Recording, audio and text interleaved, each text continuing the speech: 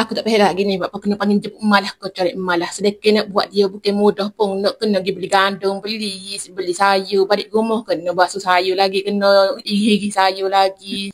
Kau sebab guna 2-3 pagi je, sebab tu guna panggil cari emak lah, kau jemput emak lah ni. Memang guna 2-3 pagi je, kita guna gandum, guna yeast, guna gula sikit, guna garam sikit. Jadilah dia cari emak lah. Nak sedap lagi bubuh sayur sikit. Tak apa belakang, berkakung ke carrot ke macam aku ni. Macam aku ni aku bubuh carrot dengan kubi je. Ikut ke apa ada dapur mudah-mudah je kerja aku.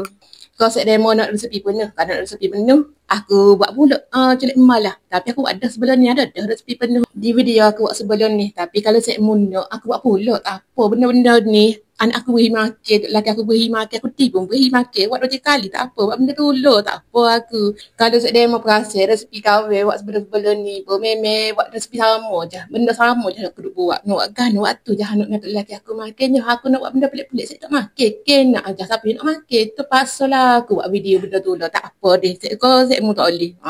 Tak apa lagi, mudah-mudah je ke. Tak apa lagi, tengok lagi apa aku makan ni.